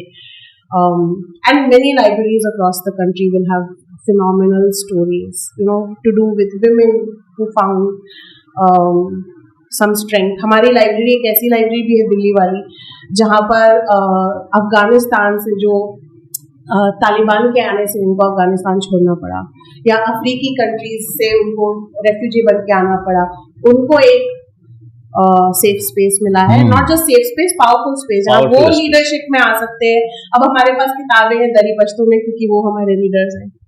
So things like great. नहीं, मैं कुछ लोगों से जब मैं गया था वहाँ पे तो कुछ लोगों से जो मेरी बात हुई, वेरी कॉन्फिडेंट, आई मीन बहुत ही उनके बोलने के अंदाज में या उनकी जो समझ थी, पोलाइटनेस भी बहुत और कॉन्फिडेंस भी बहुत, and very aware people. I mean I must upload TCLP and your FLN also कि इस तरीके से उनको मतलब एम्ब्रेस किया उन लोगों ने, कितना मतलब अपनाया कितने अच्छे तरीके से, है ना। यस, नाउ एंड देन मुझे ये भी चीज दिखती है कि वो भी एक डिबेटेबल टॉपिक कभी कभी मैं जो नेट पे पढ़ता हूँ तो उभर के आ जाता है कि ये सब जो CA एंड दैट जो मूवमेंट चल रहा था तो वो कुछ हैम्पर भी हो रहा था कि मतलब ये सब चीजें, तो पॉलिटिक्स कैसे अफेक्ट करता है आपके इन कामों को, और कैसे आप अछूते तो रहना पॉसिबल नहीं है, लेकिन कैसे अपने आप को डिटरमिन्ड रखते हैं आप लोग कि no matter what comes I have to be at it? I think ये अंडरस्टैंडिंग हम सब में जो नेटवर्क से जुड़े हैं या इंडिविजुअल लाइब्रेरीज लाइक PCLP से जुड़े हैं कि ये हक का काम है। आप इसको सिर्फ किताबें प्रोवाइड करने का काम नहीं सोच सकते हैं, क्योंकि the minute you say free you have to be anti caste, you have to be feminist. जब आप बोलते हैं ना कि हमारी लाइब्रेरी फ्री है और कोई भी आ सकता है, जैसे आपने बोल दिया कोई भी आ सकता है, दैट मीन्स कि you are political. Even if you say कि it is not free and सब लोग नहीं आ सकते, you are already political, so you are free, because library is about पढ़ने का हक, सोचने का हक। तो हम मानते हैं कि जो जैसे हम इसको as a free library movement, free library आंदोलन के नाम से रिकॉग्नाइज करते हैं, ये आंदोलन हर उस आंदोलन से मेल खाता है जहाँ पे लोग हकों की लड़ाई लड़ रहे हैं, जहाँ पे people struggle. So anti caste movement is a huge part of the free library movement, farmers struggle, workers rights, women's rights, trans rights, queer rights, every people's movement is integrated into the library movement. So we stand in solidarity with every people's movement, and हम लोग पूंजीवादी के against, क्योंकि you cannot think आप एक free library की परिकल्पना ही नहीं कर सकते हैं जब आप पूंजीवादी के जकड़ में हो या ब्राह्मणवाद या पितृसत्ता की जकड़ में हो। There is no world in which these two can be together. Yes. So then you have to be political and you have to have your solidarities. And जो मैं पहले बोल रही थी कि लाइब्रेरी का एक दायित्व है अपने समुदाय के साथ चलना और आपके समुदाय में जो इश्यूज हैं उनको उनके साथ चलना। तो अगर मेरे लाइब्रेरी में ऐसे मेंबर्स हैं जिनको CA NRC के वजह से देश से निकाल देंगे, मैं उस मेंबर को जानती हूँ जब से वो इतनी छोटी थी, वो मेरी मेंबर है, because of some policy change she now has to leave the country. It becomes personal. Is part of our struggle. Yes. You know? I understand. So, coming back to that statement की जैसे आपने कहा कि खतरनाक है ऐसे libraries खुल जाना, हाँ, तो ये किन के लिए खतरनाक हो जाती है? जो खास तौर से मैं उनकी बात, जैसे एक हमारे साथ एक साथी जो लाइब्रेरी में भी, उनका भी एक रोहित नाम से आए थे जी, तो उन्होंने जब LGBTQ कम्युनिटी की बात की थी तो मैंने कहा था शहरों में तो फिर भी बातें हो रही हैं, कुछ ऑर्गेनाइजेशन है जो इस पे बातें कर रहा है, क्या गांव में कुछ ऑर्गेनाइजेशन ऐसी बनी है या काम कर रही हैं? तो उनका जवाब था कि ये एक है लूप होल कह सकते हो आप, या फिर कैसे लूप होल कहना भी गलत होगा, ये एक दिक्कत है कि वहां पे गैप है। तो जैसे शहरों में जैसे कि बहुत अवेयर लोग हैं ऑलरेडी, मतलब कम से कम मुझे लगता है कि इंफॉर्मेशन के एक्सेस के लेवल पे तो अवेयरनेस है, तो क्या गांव में ही ये खतरनाक हो जाता है ज्यादा जब फ्री लाइब्रेरीज, क्योंकि वहाँ सामंती जो विचारधारा बनी हुई है वो मुझे लगता है ज्यादा जड़े जमाती है, तो क्या वहाँ ज्यादा चैलेंज फेस करना पड़ता है इस तरह की लाइब्रेरीज को, या फिर शहरी क्षेत्रों में जहाँ कैपिटलिज्म का ज्यादा जो देखी जाती है कसर देखा जाता है? आई थिंक ज्यादा कम नहीं कह सकती हूँ मैं, क्योंकि तुलना करना बहुत मुश्किल है। मुझे लगता है कि अलग है, qualitatively there might be differences, but the challenges remain the same. Challenges remain the same because we have wonderful anti-caste libraries which are feminist libraries in the village which are members of the Free Libraries Network, और उनकी अलग level पे अलग veg में वो caste prejudice और वो gender prejudice सामने आता है, बट ऐसा नहीं है कि जिस लाइब्रेरी में मैं काम करती हूँ जो साउथ दिल्ली के भीतर है कि वो चैलेंजेस नहीं आते हैं। It just looks different but it is equally serious and equally common. Okay.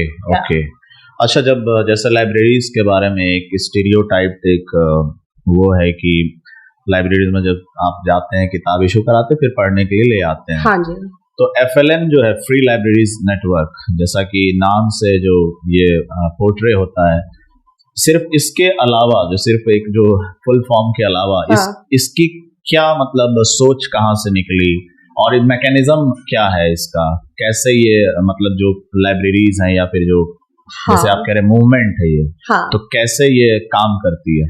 तो फ्री लाइब्रेरीज नेटवर्क की जो नाम है ये अपने आप में एक डिमांड है। ये इस देश की जनता और इस देश की सरकार और इस देश के पॉलिसी मेकर से एक डिमांड है कि हर एक लाइब्रेरी जो इस देश में चलती है वो फ्री होनी चाहिए, वो एक्सीलेंट होनी चाहिए, स्टैंडर्ड होनी चाहिए। ये नहीं कि फ्री है तो आप कोई भी कर दो। इंक्लूसिव होनी चाहिए। आप इंक्लूसिव की बात करेंगे तो एंटी कास्ट होना चाहिए। एंटी कास्ट बोलेंगे तो उसमें अफर्मेटिव एक्शन, रिजर्वेशन वगैरह की चर्चा होनी पड़ेगी। डिसेबिलिटी इंक्लूसिव होना चाहिए। फेमिनिस्ट, मतलब फेमिनिस्ट की बात करेंगे तो trans rights, queer rights included हैं उसमें। सभी धर्मों का, सभी रिलीजन्स का इंक्लूजन, सभी सेक्सुअल ओरिएंटेशंस का इंक्लूजन। सो व्हेन वी से फ्री, इट्स नॉट जस्ट, हम सिर्फ निःशुल्कता की बात नहीं कर रहे हैं, हम इन सब फ्रीडम्स की बात कर रहे हैं जो इस वक्त, जब हम लाइब्रेरीज इस देश में जो लाइब्रेरीज इस वक्त चालू हैं, मैं ग्रास रूट्स लाइब्रेरीज की बात नहीं कर रही हूँ जो नेटवर्क से जुड़े हैं, क्योंकि मुझे लगता है कि ये बहुत बड़ा देश है और हमारा नेटवर्क शायद 200-220 के अराउंड मेंबरशिप है।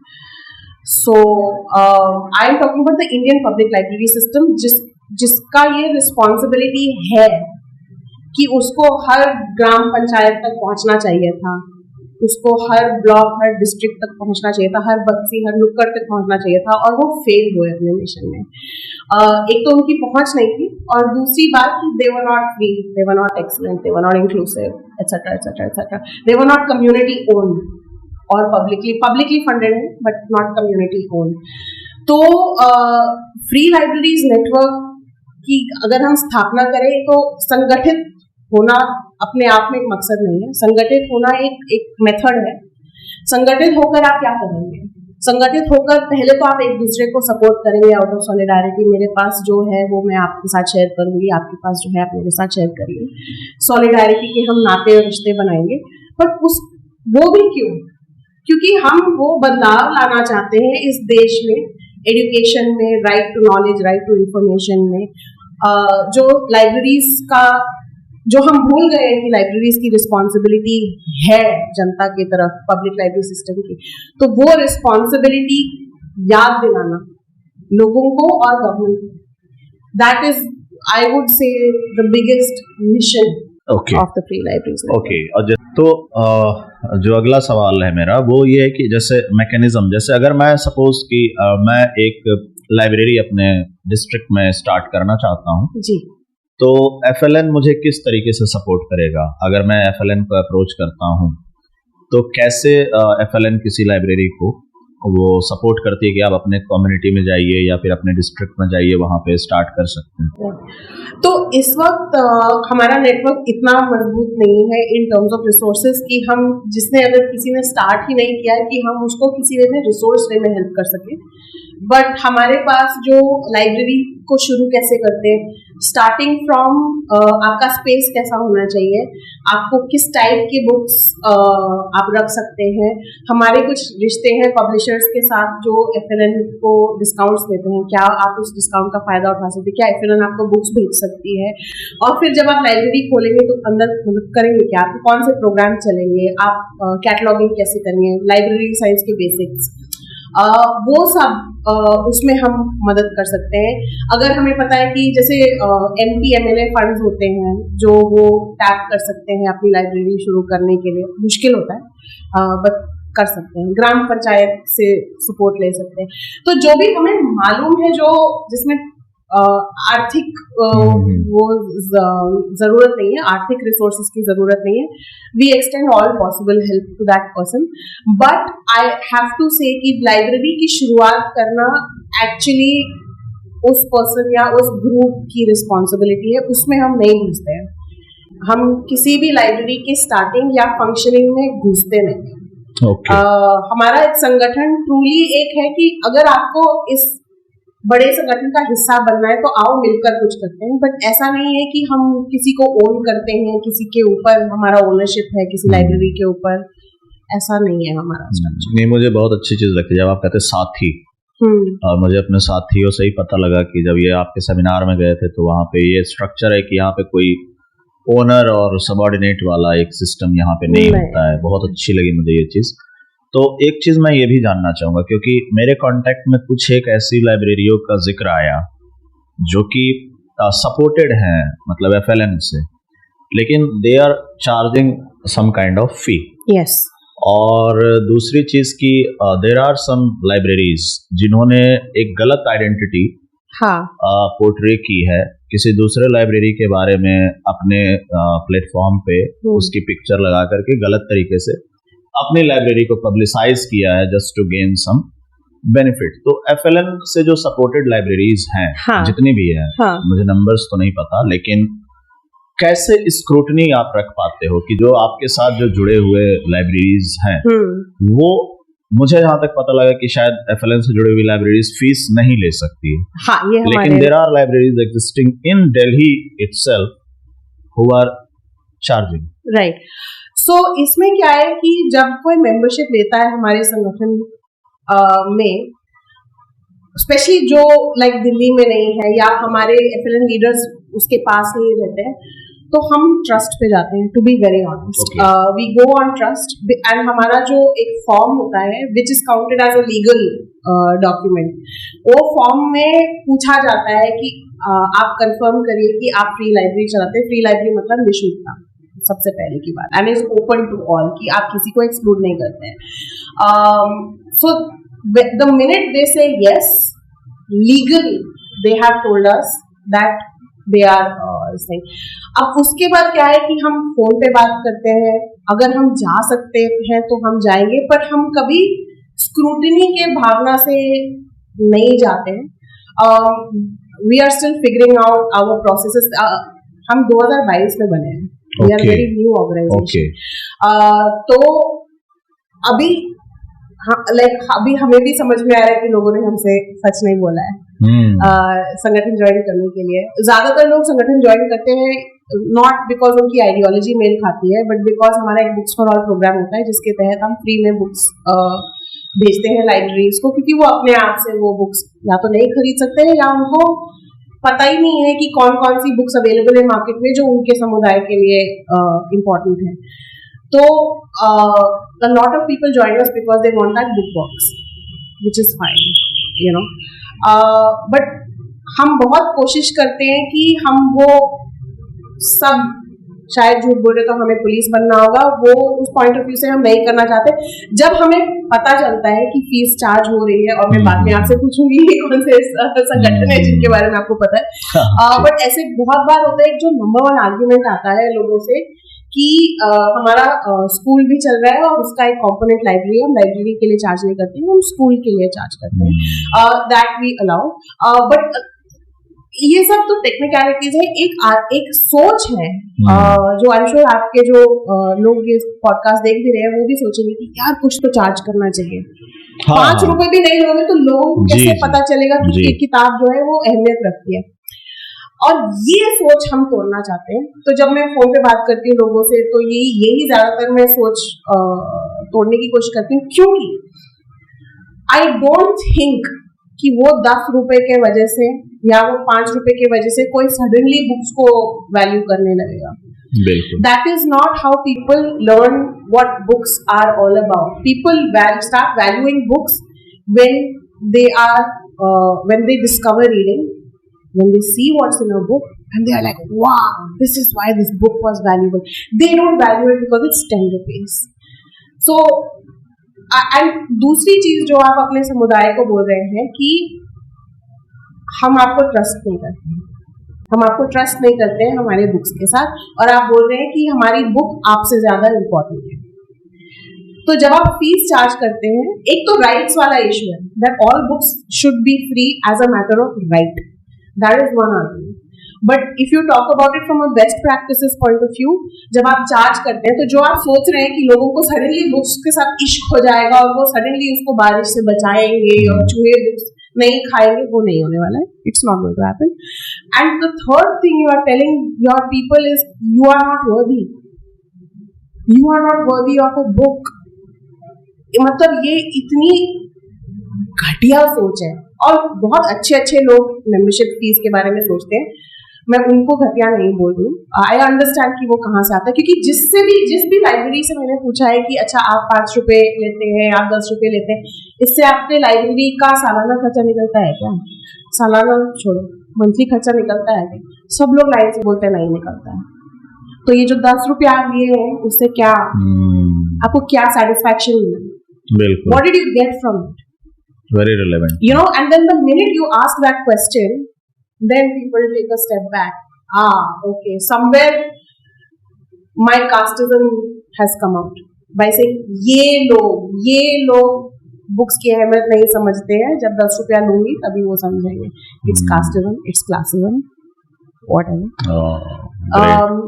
But having said that, हमारे नेटवर्क में एक्चुअली फ्री ही है एक कंडीशन, और कोई कंडीशन है ही नहीं. You know, free is the biggest condition. तो अगर वो मीट नहीं हो रहा है, then it is we try to convince people. If they are not convinced, then we ask that this is not the right organization. Okay, nice.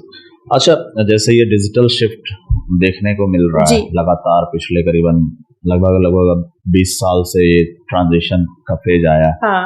तो क्या इसका इम्पैक्ट कुछ, क्योंकि रीडिंग एक ऐसी चीज रही कि जो इस प्रोसेस से थोड़ी अलग चीज रही है, लेकिन अब जो शिफ्ट देखने को आ रहा है, वो जो किताबें हैं वो भी मतलब पूरा का पूरा इंटरनेट एंड एवरीथिंग, तो क्या इसका इम्पैक्ट क्या लाइब्रेरीज पे, वैसा तो आपने बताया कि लाइब्रेरीज का मतलब बहुत ब्रॉड है जी, लेकिन क्या, चूंकि किताबों के बिना तो खैर नहीं ही हो सकती है ये चीजें, तो क्या इस डिजिटल जो रिवॉल्यूशन कह सकते हैं आप, या जो अटेंशन डिफिसिट भी आजकल बहुत ज्यादा हो रहा है, लोगों को रीडिंग से जो चीजें दूर ले जा रही हैं, क्या इसका इम्पैक्ट पड़ रहा है आपके मूवमेंट पे, या पॉजिटिव वे में या नेगेटिव वे में कह सकते हैं कि रीडिंग कल्चर जो मुझे लगता है कि थोड़ा डिमिनिश हो रहा है? इसमें दो बातें, कि अगर हम इस देश के पाठकों के बारे में सोचें तो अधिकतम पाठक ऐसे हैं जिनके पास इंटरनेट एक्सेस है ही नहीं, डिजिटल एक्सेस है ही नहीं. तो अगर हम उस दृष्टिकोण से देखें तो it's not a problem, it's not an issue, it is a problem, because the problem is they don't have access to internet, and that is a problem. Internet equality के लिए हमेशा फ्री लाइब्रेरी मूवमेंट लड़ेगा. We will fight for internet access and internet equality, because और ये मुझे मृदुला कोशी जो मेरी साथी है और मैंने जो भी सीखा है ऑर्गेनाइजिंग का उन्हीं से सीखा है, उन्होंने ये आर्टिकुलेशन दिया था कि जैसे इंटरनेट एक टेक्नोलॉजी है, बुक्स भी एक टेक्नोलॉजी है. What is technology? Technology is a way to create access, to make things easier. So the way the internet is a way by which we gain education, knowledge and information, the same way books are a technology. So we have to think about, मतलब हमें internet से डरना नहीं है, हमें digital से डरना नहीं है, ये एक रियलिटी है, ये एक डेमोक्रेटाइजिंग रियलिटी है. तो इसमें हमें अपने सवाल बदलने होंगे कि तो एक तो है कि is reading books dying? I would say no. जहां तक मैंने देश भर में घूम के लोगों से बात की है जमीनी तौर पे, इस वक्त क्योंकि एक्सेस दोनों का ही नहीं है, ना किताबों का है ना इंटरनेट का है, कि जानने, पढ़ने, सोचने का की इतनी भूख है इस देश में कि books will never die. I don't see the revolution of books dying. Now when you come to जिनके पास डिजिटल एक्सेस बहुत है, तो क्या उसका प्रभाव पड़ा है रीडरशिप पे? Yes of course. Definitely there is an impact that being on digital devices has over our minds, over the way we consume content, attention spans, etc. To this मेरे पास ना एक बहुत आइडियलिस्टिक सा आंसर है, जिसके साथ हम थोड़ा सा एक्सपेरिमेंटेशन भी करते हैं अपने लाइब्रेरी में, दिल्ली वाले में, कि जब हम किसी का इंट्रोडक्शन कराते हैं बुक्स के साथ, तो एक तरीका होता है, we start reading with them. या तो हम रीड अलाउड करते हैं फैमिली में या लाइब्रेरी जैसी जगह में या स्कूल में. एक तरीके से हम लिटरेसी और रीडिंग सिखाते हैं लोगों को. ऐसा नहीं है कि कोई पैदा होते ही रीडर बन जाता है. डिजिटल में क्या हुआ है कि हमारे पास हाथ में चीज आ गई, but we didn't get the training. At least मुझे लगता है कि हम उस पीढ़ी से हैं जो immediately we were hit with digital and we didn't know what to do with it, and अब हम सीख रहे हैं। अब 30-40 साल 30 साल हो गए कि हम डिजिटल दुनिया में रह रहे हैं, और पहले हमारे पास टेक्नोलॉजी आई, उसके बाद हमने सीखा कि इसके साथ करना क्या है।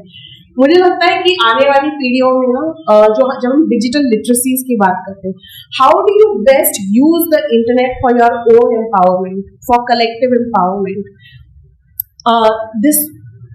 this will become a theme definitely for libraries, and we have experimented with it through digital curriculum in some of the libraries, and you see that when the same way जैसे हम लोगों का रीडिंग से रुझाव बढ़ाते हैं, जब हम digital की तरफ भी सेम अप्रोच से जाते हैं ना, it's not a competition anymore, because people know how to do healthy consumption, and more importantly how to use the internet for your good, how to be safe, how to be responsible, and how to use it for your own good.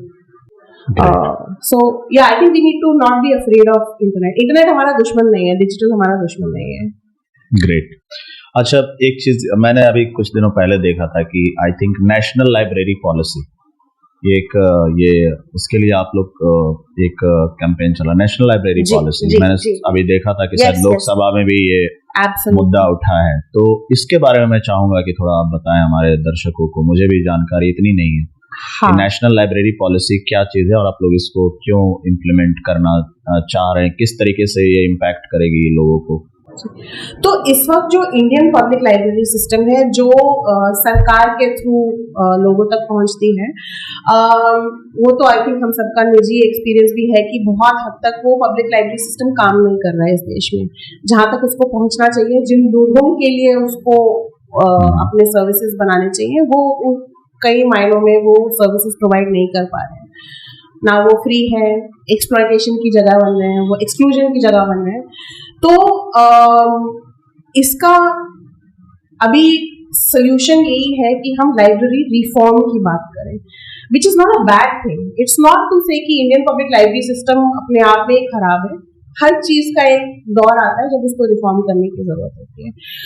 तो जब हम उस दृष्टिकोण से देखें तो हमें लगता है फ्री लाइब्रेरी मूवमेंट में कि ऐसे नहीं बननी है लाइब्रेरीज इस देश में, ऐसे नहीं पहुंचेगी लाइब्रेरी हर उस इंसान तक जिसका हक है। It can only happen through a public system paid for by our taxes and which is community power. तो इस वक्त जो है लाइब्रेरीज का जो मुद्दा है वो स्टेट लिस्ट पे आता है। अगर आप कॉन्स्टिट्यूशनली देखें, वो यूनियन लिस्ट पे नहीं है और वो कॉन्करेंट लिस्ट पे नहीं है। तो वो मतलब स्टेट का दायित्व है कि वो अपने लाइब्रेरी सिस्टम को सशक्त बनाए अपने फंड्स के साथ और अपने तरीके के साथ। और सेंट्रल गवर्नमेंट की तरफ से एक नेशनल मिशन ऑन लाइब्रेरीज करके एक एजेंसी है, जिसका 2014 में उसको बनाया गया था। नेशनल मिशन ऑन लाइब्रेरीज का पर्पस ये था कि वो रिफॉर्म लाए इंडियन पब्लिक लाइब्रेरी सिस्टम में, उसको स्ट्रॉन्ग बनाए और जो एनजीओ लाइब्रेरीज है उनको कैसे इंटीग्रेट करे, फलाना। कुछ हुआ नहीं। उनके पास आई थिंक 700 करोड़ का बजट था नेशनल मिशन ऑन लाइब्रेरीज के पास, जिसमें से अधिकतम पैसे डिजिटल लाइब्रेरी को बनाने में गए। अब ये मैं जनता पे छोड़ूंगी कि वो पूछे वो डिजिटल लाइब्रेरी किस किस को मिली है, कौन उसको यूज करता है कि उसको इतना बड़ा बजट मिले। It's good that it exists, it should exist, but it didn't do anything for the public library system of this country. तो अब हम लोग पिछले मतलब हमारा संगठन मुश्किल से 2 साल पुराना है, बट पिछले 2 साल से हम लोग एक्टिवली कैंपेन कर रहे हैं फॉर लाइब्रेरी रिफॉर्म कि कुछ तो बदलना पड़ेगा। और रिफॉर्म का एक बहुत ही ताकतवर जरिया होता है पॉलिसी, कि एक पॉलिसी बनी, पॉलिसी बनने के आधार पर फिर कानून बने और फिर बदलाव। तो वो पॉलिसी की संरचना तो थी। 2022 में एक राज्यसभा की कमेटी बनी थी। उस कमेटी में they had other things also, it was sports and something else, and libraries was one of the things which the committee had to deliberate on. और उनका एक रिकमेंडेशन था कि एक नेशनल पॉलिसी होनी चाहिए। अब इस नेशनल पॉलिसी को बनाने का काम सरकार का था, मिनिस्ट्री ऑफ कल्चर के अंडर आता है, I think if I am not wrong. तो वो हम वेट करते रहे। हम बीच में हमने सरकारों से बात की, सरकार में अलग अलग लोगों से बात की, हमें नहीं लगा कि वो हो रहा है। तो हमने सोचा कि ठीक है, हम लोग लाइब्रेरियंस हैं, हमारा काम नहीं है, we are not policy makers, but let's start writing the policy. तो पूरा 2023 में हमारे साथी, पूरे देश भर से साथी मिलके, it's a truly crowd sourced 60 page का डॉक्यूमेंट है, वो आप हमारे वेबसाइट पे भी देख सकते हैं, fln.org.in पे। It's called the people's national library policy. तो ये एक लोक नीति है, जनता के लिए, जनता से बनी, जिसमें हमने वो 4 मांगे आगे रखी कि हर एक लाइब्रेरी, पब्लिक लाइब्रेरी सिस्टम में फ्री होनी चाहिए, एक्सीलेंट होनी चाहिए, इंक्लूसिव, जिसमें एंटी कास्ट वगैरह सब आता है, community owned and publicly funded, मतलब पैसा हमारे टैक्स के पैसे से आए, पब्लिक फंडिंग से आए, लेकिन उसमें पावर स्ट्रक्चर ऐसा हो कि वो कम्युनिटी को बिलोंग करे। अब ये 4 चीजें कैसे होंगी वो बाकी के 60 पेजेस में हमने डिस्क्राइब किया है उसको। Okay. That's the policy, which is available for everyone to read. अभी इंग्लिश में है, हिंदी में हम उसका अभी उस पे काम कर रहे हैं।